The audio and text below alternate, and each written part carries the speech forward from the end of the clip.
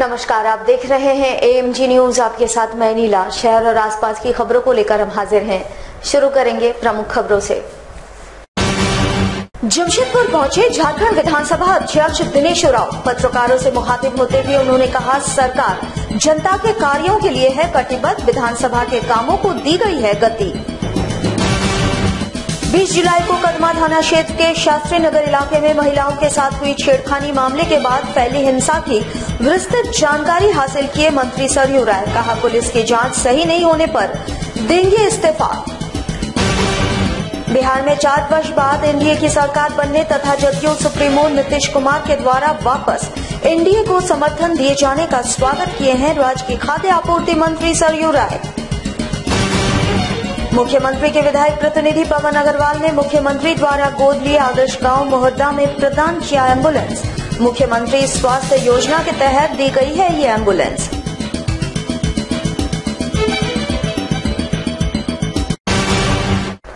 अब खबरें विस्तार से। झारखंड विधानसभा के अध्यक्ष दिनेश उरांव अपने निजी कार्य के दौरान जमशेदपुर पहुंचे, जहां उन्होंने परिसदन में पत्रकारों से बातचीत की। बातचीत के क्रम में विधानसभा अध्यक्ष दिनेश उरांव ने कहा कि सरकार जनता के कार्यों के लिए कटिबद्ध है। इन्होंने कहा कि जब से अध्यक्ष का पदभार वे संभाले हैं तब से कार्यों में तेजी आई है। विधानसभा में चल रहे किसी भी तरह के मामलों को गति दी गई है। झाविमो से निकलकर भाजपा का दामन थाम चुके 6 विधायकों के मामले पर इन्होंने कहा कि उस मामले में भी स्पीडी ट्रायल किया जा रहा है और जल्द ही इस मामले का निष्कर्ष निकाला जाएगा। इन्होंने कहा कि अब सप्ताह में स्पीडी ट्रायल के लिए कोशिश की जा रही है, अगले कुछ ही दिनों में इसे शुरू कर दिया जाएगा। वहीं बिहार विधानसभा के उलटफेर और भाजपा के साथ जदयू के गठबंधन पर इन्होंने कुछ भी कहने से इनकार कर दिया। वादी पक्ष का जो सारा हो गया, अब प्रतिवादी की ओर से 78 को आम की सूची है। उनका टाइम टू टाइम हम लोग पहले होता था कि महीना में एक बार सुनवाई होती थी, अब हम उसको कर दिए हैं 2 दिन और 3 दिन भी करने जा रहे हैं। हो सकता है कि उसको हम फिर सप्ताह में हर सप्ताह करेंगे। टेंटेटिव हम लोग उसमें तय कर लिए हैं कि न्यायाधिकरण में सुनवाई हर फ्राइडे को होगा। अभी सप्ताह में 1 दिन नहीं किए हैं, लेकिन हम लोग 2 दिन 3 दिन करेंगे। जो गवाहों की सूची है लंबी है और उस पर हम लोग कर दिए हैं। हमको लगता है कि जो टाइम तो अभी तक उसमें किसी तरह का टाइम फ्रेम नहीं है, लेकिन इतना बात जरूर है कि यानी न्यायाधिकरण इस विषय पर काफी संवेदनशील है और टाइम के अंतर्गत ही हम उस पर दल का ये तो अपना विषय है, उस पर बहुत कुछ कहना उचित। इस पद में से उस विषय पर कोई चर्चा नहीं करना चाहते। जमशेदपुर के कदमा थाना क्षेत्र अंतर्गत शास्त्री नगर इलाके में पिछले 20 जुलाई को असामाजिक तत्वों द्वारा महिलाओं के साथ छेड़खानी तथा इस मामले में 2 पक्षों के बीच हुए हिंसक तनाव के मामले की विस्तृत जानकारी लेने गुरुवार को राज्य के मंत्री सरयू राय शास्त्री नगर पहुंचे, जहां उन्होंने पुलिसिया कार्रवाई पर नाराजगी भी जताई। ज्ञात हो कि पिछले 20 जुलाई को शास्त्री नगर इलाके में असामाजिक तत्वों के द्वारा क्षेत्र की महिलाओं के साथ छेड़खानी और अभद्र व्यवहार किया गया था, जिसका स्थानीय नेता राजू के द्वारा विरोध जताया गया और उस पर मामला तनावपूर्ण हो गया, जहां एक समुदाय के बीच रोड़ेबाजी भी हो गई। इस घटना के संबंध में गुरुवार को राज्य के मंत्री सरयू राय ने क्षेत्र में पहुंचकर लोगों की समस्याओं को जाना और इस दौरान क्षेत्र के निवासियों ने कहा कि लगातार इस तरह की घटनाएं क्षेत्र में हो रही है और महिलाओं का घर से बाहर निकलना दूभर हो चुका है। पुलिस भी इस पर कोई कार्रवाई नहीं कर रही है। इस पर मंत्री सरयू राय ने कहा कि पुलिस को इस पर उचित कार्रवाई त्वरित रूप से करनी होगी। अगर ये नहीं हुई तो मंत्री परिषद से वे इस्तीफा भी दे सकते हैं। तो जिस तरह से बगल में ये सभी साफ कर रहे हैं कि बगल में लड़के हैं, ये सभी यहाँ झोपड़ी लगा दिए हैं, यहाँ गांजा का पौधा लगा दिए हैं, गांजा पीते हैं, शराब पीते हैं, ताश खेलते हैं, अड्डाबाजी करते हैं। ये लोग बोलती हैं तो इनके ऊपर अस्तुरा और हथियार से वार के धमकी देते हैं। तो ये स्थिति तो पहले मैंने कहा कि आप लोगों को ये बात मुझे पहले बतानी चाहिए थी। आज मैंने सीनियर एसपी को कहा है कि घंटे भर में इसका समाधान निकलना चाहिए और घंटे भर में समाधान नहीं निकलेगा तो लोग जाएंगे और आपके थाना का घेराव कर देंगे। अगर हमारे क्षेत्र की जनता असुरक्षित रहेगी तो मैं आपकी सरकार में मंत्री रह क्या करूंगा। इसलिए हम जब तक हैं, मंत्री हैं, विधायक हैं, तब तक जनता क्यों कठिनाई झेलेगी। वहीं जब इस दौरान क्षेत्र के डीएसपी तथा थानेदार मौके पर पहुंचे तो उन्हें महिलाओं के गुस्से का शिकार होना पड़ा। महिलाओं ने पुलिसिया कार्रवाई पर नाराजगी जताते हुए पुलिस अफसरों के हाथों में चूड़ियां थमा दी और कहा, अगर पुलिस इन मामलों पर रोकथाम तथा कार्रवाई नहीं कर पाती है तो उन्हें चूड़ियां पहनकर घर में बैठ जाना चाहिए। जहाँ पर रहते हैं मैरिन ड्राइव के सामने, हमारे घर के सामने 2 नंबर के लड़के बहुत ज्यादा ही उन लोग हम लोग के साथ मतलब कि बवाल करके रखे रहते हैं। एक तो दिन में हमारा घर से बाहर निकलना, उठना बैठना सारा मुश्किल हुए रहता है। पिन के ऊपर में झोपड़ी लगाया गया है। हम लोग चाहते हैं कि उसको हटा दिया जाए और यहाँ पर रोज बिरोज रात जुआ खेला जाता है, दारू पिया जाता है और सट्टा खेला जाता है, ताश भी होता है। लड़की लोग लैट्रिन बाथरूम भी आते हैं, उन लोग के सब छिड़कानी होता है। हम लोग सिर्फ अपना सेफ्टी चाहते हैं और हम लोग किसी लफड़ा नहीं चाहते। और थाने वाले को हम लोग सब एकता होकर जितनी लेडीज रिश्ते अभी खड़े हम लोग गए थे, वहाँ पर हम लोग को सुनवाई नहीं किया गया। उल्टा जो लड़का हम लोग के लिए लड़े राजू भैया, उसके साथ में उल्टा लड़ा जा रहा है कि आप सब एकता होकर लेकर आके हमारे थाना में किचन कर रहे हैं। क्या चाह रहे हैं आप लोग? ये रोड हम लोग सिर्फ इतना चाहते हैं कि यहाँ रोड बने, अड्डाबाजी भी बंद हो जाए। वो आना बंद होगा तो अड्डाबाजी बंद ही हो जाएगा। अब फिर हम लोग को लड़का लोग को कोई किचन नहीं है। बिहार राज्य में 4 वर्षों बाद एनडीए की सरकार बनने तथा जदयू सुप्रीमो नीतीश कुमार के द्वारा वापस एनडीए को समर्थन दिए जाने का स्वागत झारखंड के मंत्री सरयू राय ने की। 26 जुलाई 2017 को बिहार विधानसभा में ऐसे उलटफेर हुई कि बिहार के मुख्यमंत्री नीतीश कुमार ने अपने पद से इस्तीफा दे दिया। इसके बाद राजनीतिक माहौल गर्मा गया और चंद ही घंटों में पूरे बिहार के राजनीतिक समीकरण ही बदल गई और 4 वर्ष बाद एनडीए तथा जदयू ने दोबारा बिहार में सरकार बना ली। इसके मुखिया फिर से नीतीश कुमार ही बने हैं। इस फैसले का झारखंड राज्य के मंत्रियों ने स्वागत किया है। झारखंड राज्य के खाद्य आपूर्ति मंत्री सरयू राय ने इस फैसले का स्वागत करते हुए कहा कि मुख्यमंत्री नीतीश कुमार ने भ्रष्टाचार के खिलाफ ऐतिहासिक कदम उठाया है और एनडीए तथा जदयू की सरकार मिलकर बिहार को विकास की ओर ले जाएंगे। उन्होंने कहा, केंद्र में एनडीए की सरकार है और बिहार में भी एनडीए की सरकार बनने से बिहार के विकास को नई गति मिलेगी। नीतीश कुमार के एनडीए में आना देश के लिए शुभ लक्षण है। भारत की सरकार भी मजबूत हुई है और बिहार में भी जो सुशासन था, विकास का काम होना था, वह आरंभ होगा। और मुझे याद नहीं है, बहुत दिनों के बाद, मुझे लगता है 20 साल 25 साल के बाद बिहार में ऐसी स्थिति बनी है कि जिस दल की केंद्र में सरकार है उसी दल की राज्य में भी सरकार है। नहीं तो केंद्र में कोई दूसरी सरकार, राज्य में कोई दूसरी सरकार, तो खींचातानी चलते रहती थी। खींचातानी बंद होगा और एनडीए की सरकार दोनों जगह है, दोनों मिलकर बिहार का विकास करेंगे। नीतीश कुमार ने एक अच्छा कदम उठाया है और हम लोगों के मित्र लालू प्रसाद जी हैं, वे समय का लेख पढ़ नहीं सकते। उनका बेटा तेजस्वी हैं, बहुत योग्य है, संस्कारी हैं, अच्छा है। लालू जी को, तेजस्वी को अपने रास्ते पर चलने देना चाहिए। झारखंड के मुख्यमंत्री के विधायक प्रतिनिधि पवन अग्रवाल ने मुख्यमंत्री रघुवर दास के गोद लिए आदर्श गांव मोहर्दा में एम्बुलेंस प्रदान किया। ये एम्बुलेंस मुख्यमंत्री स्वास्थ्य योजना के तहत इन्हें दी गई। इस अवसर पर बीडीओ पारुल सिंह, बीजेपी के जिलाध्यक्ष दिनेश कुमार सहित मोहर्दा गांव के कई नागरिक उपस्थित थे। विधायक प्रतिनिधि पवन अग्रवाल ने कहा कि मुख्यमंत्री ने बिरसा नगर के मोहर्दा गांव को आदर्श गांव बनाते हुए इस गांव को गोद लिया है। इस गांव की बेहतर स्वास्थ्य व्यवस्था को लेकर ये एम्बुलेंस गांव के लोगों को दिया गया है ताकि गांव में परेशानी होने पर इस एम्बुलेंस से लोग अपनी स्वास्थ्य संबंधी सुविधा का लाभ उठा सकेंगे। मरीजों को अस्पताल तक ले जाने में भी सुविधा होगी। लोकप्रिय जनप्रिय विधायक और इस राज्य के यशस्वी मुख्यमंत्री माननीय रघुवर दास जी के द्वारा अपने विधानसभा में गोद लिए गए इस आदर्श ग्राम को सरकार की योजना के तहत यहाँ के लोगों को बेहतर स्वास्थ्य सुविधा उपलब्ध कराने के उद्देश्य से एक एम्बुलेंस का हम लोगों ने इस ग्राम सभा को, ग्राम समिति को आज हैंडओवर किया है, सुपुर्द किया है, ताकि यहाँ के लोगों को यह एम्बुलेंस अच्छी तरह कार्य कर पाए। और आशा है कि जो योजना सरकार ने बनाई है, मुख्यमंत्री जी ने इस ग्राम समिति के लिए योजना बनाई है, आने वाले दिनों में एक आदर्श ग्राम के रूप में यह विकसित होगा। जमशेदपुर के बिष्टुपुर थाना अंतर्गत मेरीन ड्राइव इलाके में पिछले दिनों एफसीआई गोदाम के गेहूं को फेंका गया था। गुरुवार को उस क्षेत्र का निरीक्षण मंत्री सरयू राय ने किया तथा पुलिस को इसके लिए जांच के आदेश भी दिए। आपको बता दें कि पिछले दिनों इस मेरिन ड्राइव में एफसीआई गोदाम के लिए जाने वाली गेहूं की बोरियों को फेंक दिया गया था। ये बोरियां हरियाणा राज्य से लाया जा रहा था और जमशेदपुर के रैक से ये बोरियां सरायकेला के दुगनी स्थित एफसीआई के गोदाम में भेजा गया था, परंतु जब ट्रक दुगनी स्थित गोदाम में पहुंची तो उसमें 20 बोरियां कम पाई गई और बाद में विभाग ने अलग से 20 बोरियां भिजवाई थी और इसी दौरान मेरिन ड्राइव इलाके में बोरियां फेंकी गई थी। इस मामले पर संज्ञान लेते हुए मंत्री सरयू राय ने गुरुवार को क्षेत्र का निरीक्षण किया तथा पुलिस को फेंके गए गेहूं तथा गोदाम में अलग से पहुंचे गेहूं के मिलान का आदेश दिया।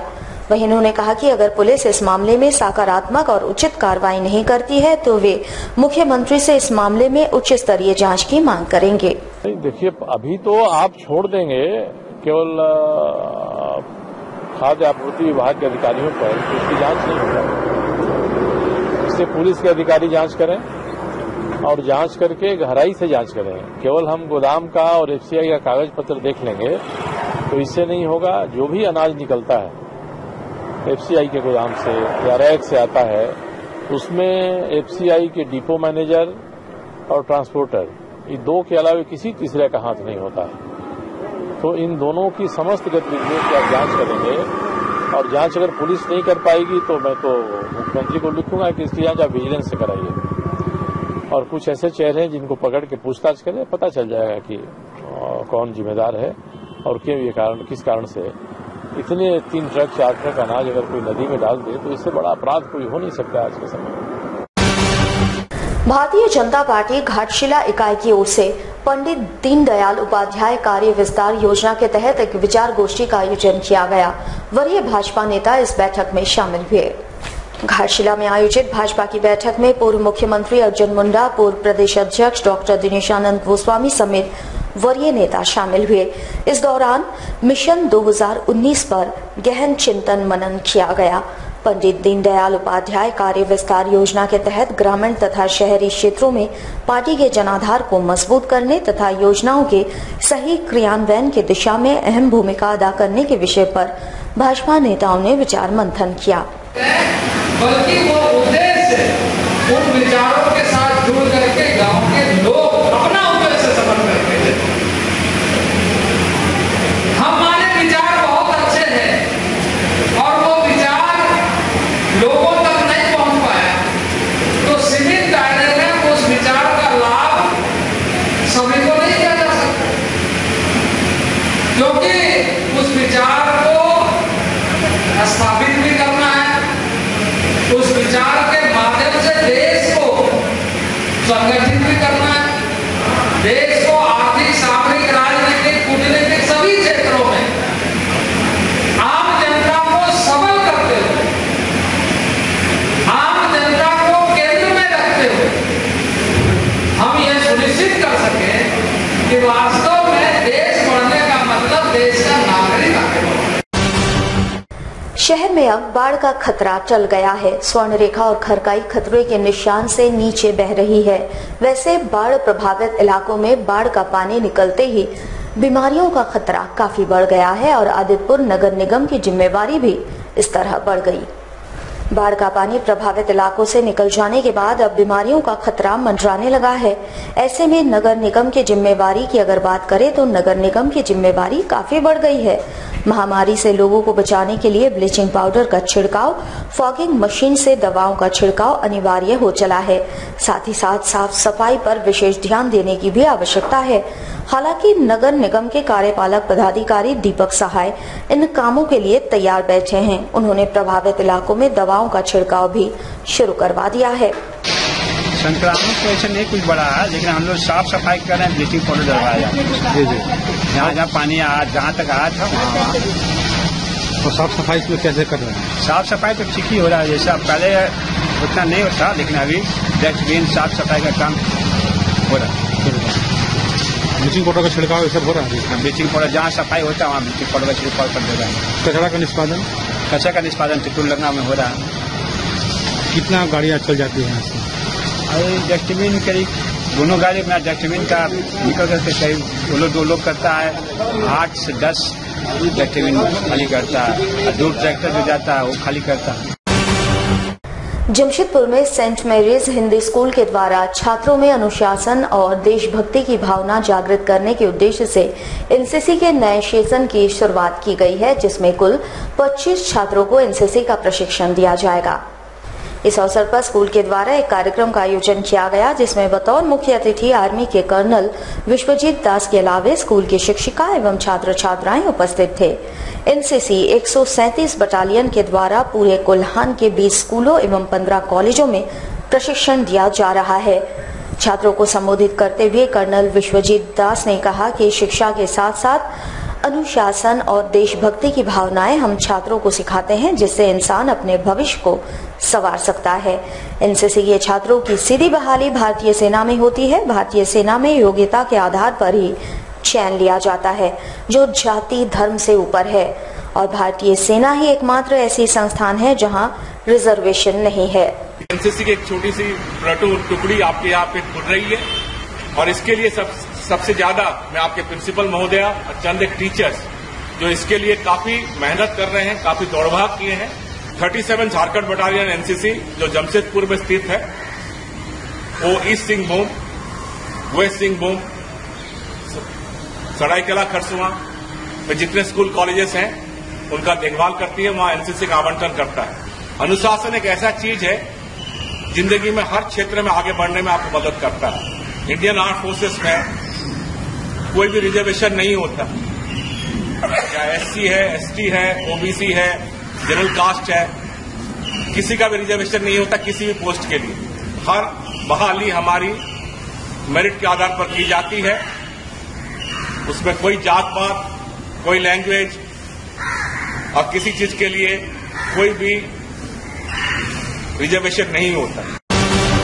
झावी मऊ कदमा मंडल की ओर से कदमा फुटपाथ से सब्जी विक्रेताओं को हटाए जाने के बाद उन्हें दोबारा किसी निर्धारित स्थान पर बसाए जाने की मांग उठाई गई। पिछले दिनों सड़क चौड़ीकरण के वक्त जिसको प्रबंधन द्वारा इन फुटपाथों के सब्जी विक्रेताओं को हटा दिया गया था। हालांकि इसका विरोध भी हुआ, परंतु विरोध के बाद भी उन्हें हटा दिया गया था। झावी मऊ कदमा मंडल की ओर से इन फुटपाथी दुकानदारों को वापस बसाए जाने की मांग उठाई गई है। इससे संबंधित एक मांग पत्र इनके द्वारा जिले के उपायुक्त को सौंपी गई है और जल्द से जल्द इस पर कार्रवाई की मांग उठाई गई। हम लोग सब्जी विक्रेता के सामने, कदमा के फुटपाथी सब्जी विक्रेता पोस्ट ऑफिस के सामने सब्जी बेचने वाले लोग गरीब पिछड़ी आदिवासी समाज के लोग हैं, दलित लोग हैं। ये लोग सब्जी बेच करके रोजी रोजगार अपने परिवार का चलाते हैं। और इसके पूर्व भी लगभग 4 महीने पहले जिला प्रशासन और पुलिस बल के माध्यम से इन लोगों को वहां से हटाया गया था कि यहाँ पे गंदगी होता है, अतिक्रमण कर लिया जाता है, फुटपाथ में चलने वाले लोगों को परेशानी होती है, ऐसी कोई बात नहीं थी। फिर भी इन लोगों को वहां से हटाया गया। तो आज हम लोग फिर से हम लोग को दोबारा इन सब्जी विक्रेताओं को हटाया गया है। इसके आंदोलन में, इसके रोजी रोजगार के लिए झारखंड विकास मोर्चा ये सतत प्रयासरत रहेंगी और सतत आंदोलन करते रहेगी। इन गरीब परिवार को नहीं उजाड़ा जाए, बेरोजगारी भुखमरी की कगार पर नहीं ला जाए, अपराध को बेलगाम नहीं किया जाए। अगर ऐसे हालत में बेरोजगारी बढ़ती है तो अपराध भी बढ़ने की संभावना रह जाती है।